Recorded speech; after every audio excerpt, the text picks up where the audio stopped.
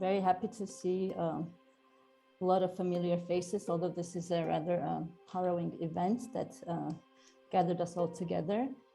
For me personally, this is an extremely personal and emotional issue, apart from experiencing on a much smaller scale, of course, and being re-triggered by the Russian invasion of Georgia in 2008. We at GCRT will have a very personal connection to Ukraine. During the days of Maidan, a team of GCRT's professionals, we flew to Ukraine. So we were there all throughout the process of whatever came out of Maidan. We have a lot of very close colleagues there. For years, we have been funding for organizations in Ukraine who have been providing services to victims of torture. Unfortunately, none of them could be here. Our colleagues in Kiev, the IRC, some of them are on the run, some of them are hiding. Our colleagues in Kharkiv and Nikopol, they are all hiding in the villages. Our colleagues in Dnipro, they are trying to evacuate their staff and help those in need. So primarily what we at GCRT are doing, we are monitoring the situation of our colleagues and asking them if there's any way we can be of support, and providing moral support, which is something that is highly appreciated. We also work with, in the context of Georgian Society of Psychotrauma, which is now hosted by GCRT because I'm the chair. We're providing webinars for Ukrainian mental health professionals, because apart from a big number of refugees coming to the EU, there's even bigger internal displacement. There are millions displaced to Western Ukraine. So for instance, on Saturday, we had about 120 people attending a 2-hour webinar. So I just want to emphasize that people there, they want to help, they want to use their profession in the service of helping the communities. We are hearing very bad facts coming from those cities that are under siege. Mariupol, for instance, rape, torture, killing. That's also a humanitarian catastrophe there. Yesterday, a child died of dehydration. The city doesn't have anything. We are here, and we also have the knowledge that unfortunately the worst is yet to come in terms of the civilian casualties, in terms of the torture, in terms of actions that Russian soldiers will do. And for instance, from our perspective, we have a very personal experience and very intimate knowledge of what Russian army is capable of. So we are preparing to receive a number of refugees from Ukraine.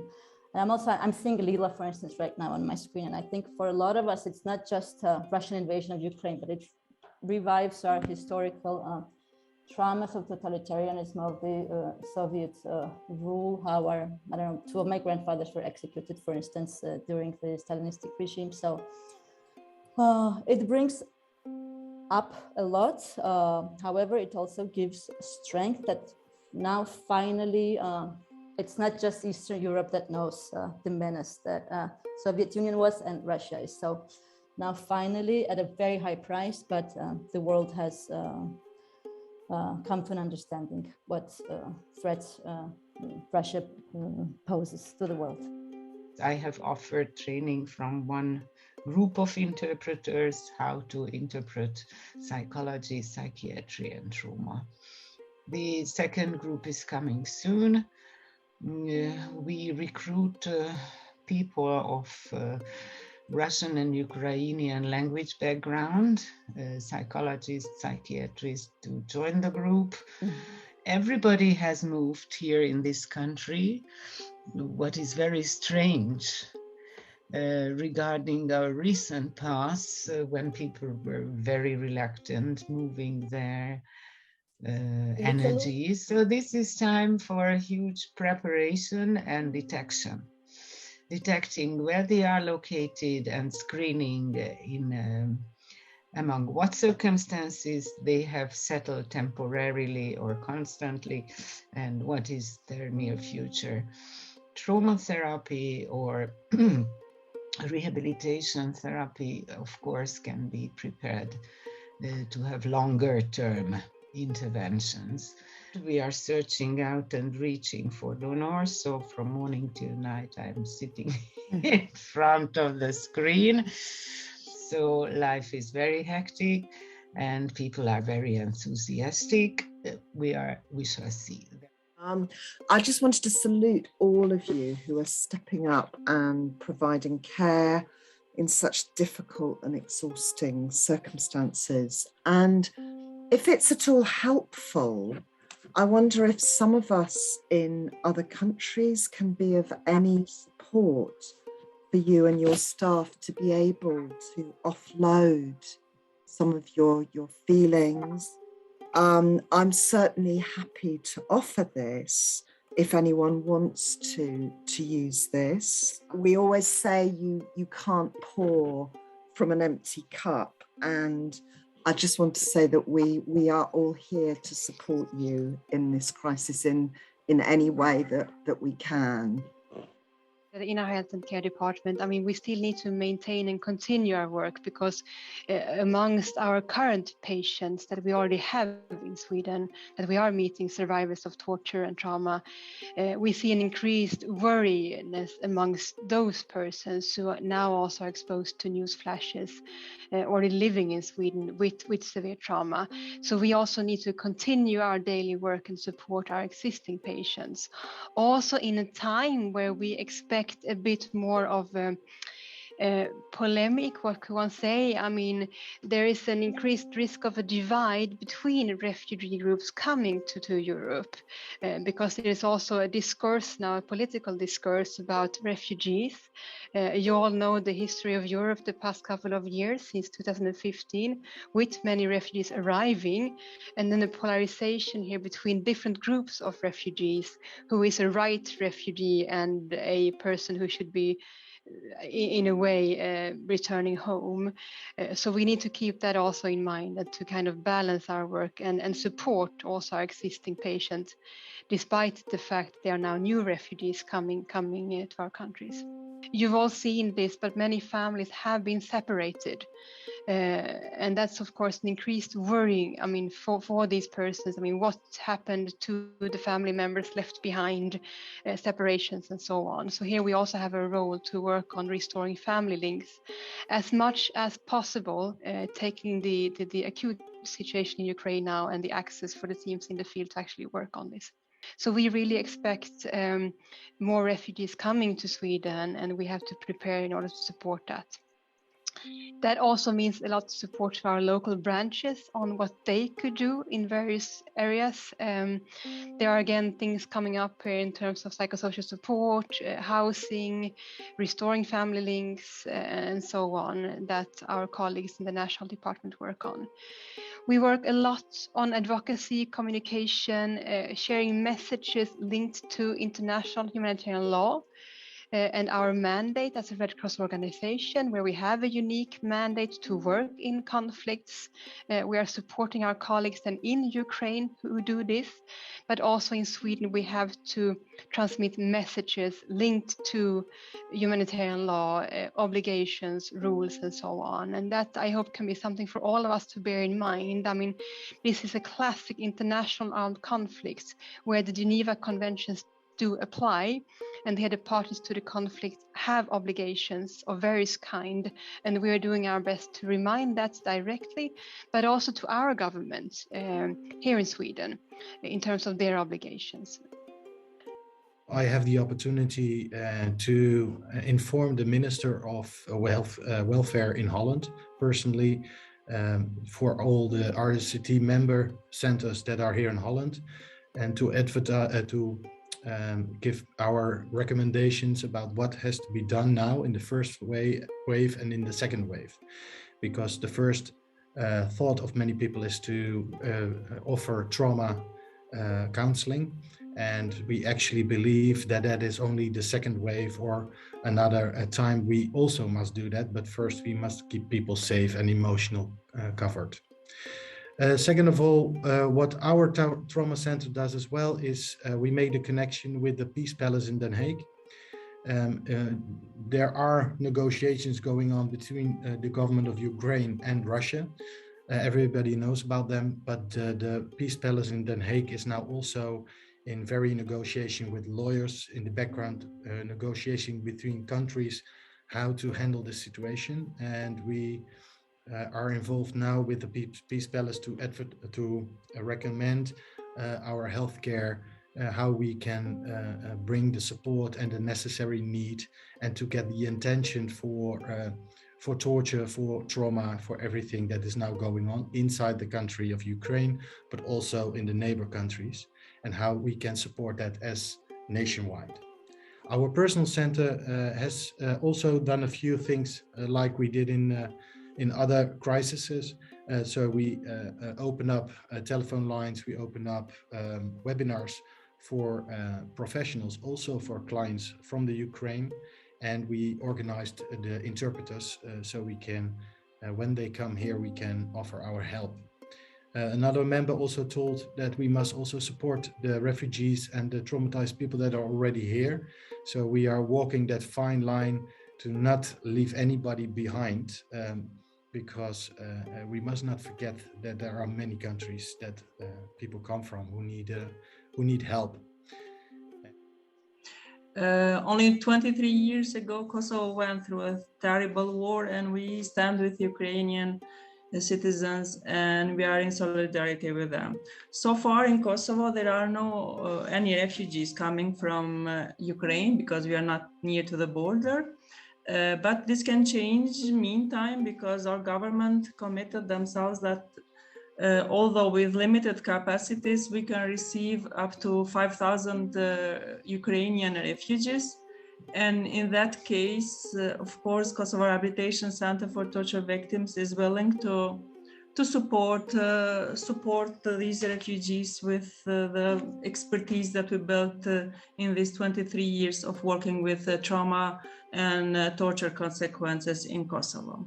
Meanwhile, what we are doing, I have to inform you that we've been approached by two Polish psychotherapists, one of them based in United States of America and another one based in Poland, and with whom we collaborated earlier, and in order to see what would be the possibilities to extend these cooperations in terms of providing psychological first aid trainings or webinars to the persons on the ground based in Poland, whom they are working with refugees coming from Ukraine. Nuestro país prevé la llegada de un gran número de personas y de familias refugiadas.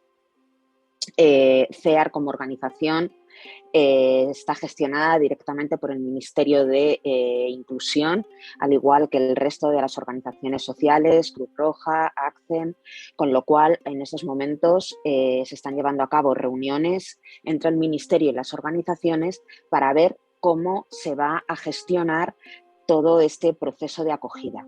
Y en estos momentos, ayer y hoy, se están llevando a cabo estas reuniones en las que el propio ministerio hará un reparto más o menos equitativo de las familias, de las personas y económicamente cuánto nos corresponde a las organizaciones para poder dar servicio y soporte y pues también contratar a las personas que sean necesarias para suplir esas necesidades, puesto que nosotras ya tenemos todos los servicios ahora mismo y todos los centros de acogida saturados de las personas refugiadas que entran por la frontera sur.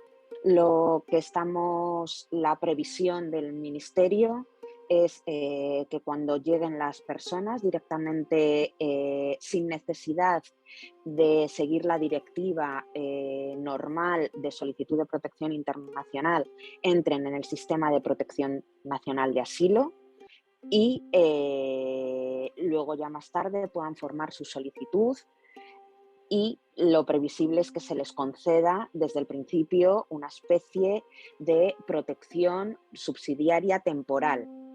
Y aquellas personas que hayan sufrido tortura o violaciones o hayan sido utilizadas como arma de guerra o casos particulares de militantes políticos que puedan acogerse al asilo, al igual que el resto de refugiados en en pequeños centros o en hostales, es en un plazo de 30 días, donde nos permiten, con un equipo interdisciplinar, hacer una evaluación de las necesidades de la familia y de las personas y una identificación para poder luego mandarlos e enviarlos a los centros de acogida especializados dentro del sistema, bien sean de acogida a personas refugiadas normales o bien sean porque tienen algún tipo de vulnerabilidad, adicciones, patología dual, discapacidad o trauma complejo.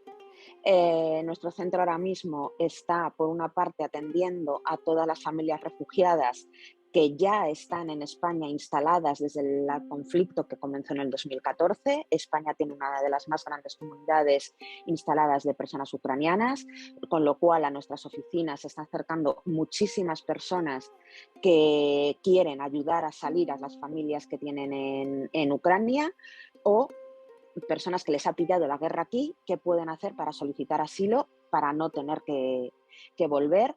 También hemos recibido solicitudes para atención de personas de origen ruso que están sufriendo agresiones o insultos por el hecho de ser rusos, y ahora mismo lo que estamos es organizando, gestionando, reuniéndonos con el ministerio y organizando la llegada y ampliando los dispositivos y preparando todo para cuando la gente llega, entrenando también, formando al nuevo personal para poder identificar y tratar mejor a estas personas que van a empezar a llegar en breve. We have not received any Ukrainians, I think, because geographically we're a bit far. But what we have, of course, worked a lot with Syrian refugees under crises, of course. And we had like a major crisis around 2 years ago, the Beirut blast in the port. So we had to respond very quickly and immediately to the emerging needs. First of all, when it comes to the Syrian crisis, we have more than 1.5 million registered Syrian refugees in Lebanon, which is honestly a huge country, a huge number, and a very unstable country. So there's a lot of need. We try to support people as much as we can when it comes to mental health and health needs. But of course, there's a lot of need for basic assistance support, which is a major factor, I think, in any crisis where we're supposed to try to support people in that sense. Also in a very turbulent country when, of course, there are so many reminders of wars in Lebanon. So refugees, when they hear the sounds of airplanes, like warplanes in Lebanon, or an explosion like the one in the Beirut port, they really remembered, they got flashbacks of the war. So that really, it required a specific form of intervention for these individuals. We offer, of course, trainings, ongoing trainings. After, for example, when it comes to the Beirut blast, we had to offer PFA trainings to the team. We had to intervene only 2 days after the explosion on like different levels, whether it's medical, psychosocial, or even at the basic needs level. And we had to develop, of course, as well a hotline for people to call if they need help. We're there to support in any way possible. And but the team, of course, was very overwhelmed. You know, like working on the field is very different. So we had to do a lot of care for caregivers. Actually, on a daily basis, we were having briefing calls of how their field day was. And a lot of the team members had some burnouts, actually. So having us support each other, listening to each other's needs, having even external supervisors support us in that was very helpful. So of course, if Restart can support in any way when it comes to care for caregivers, supporting frontliners, we are ready to do so. We are in deep shame because finally we haven't succeeded to prevent such an invasion, which cannot be acceptable and which is absolutely a gross, serious human rights violation, crimes, as our friends told. As humanity, we are finally a subject of this life. In 2022, it is unbelievable, unbelievable. Like the other cases in Syria, in Iraq, in our other regions, in Afghanistan. But I would like to say that, firstly, for today, all of us, I think, should try to effort for the ending of this invasion, ending of this war. Each day is very important. Each hour is very important. We are all efforts within our countries,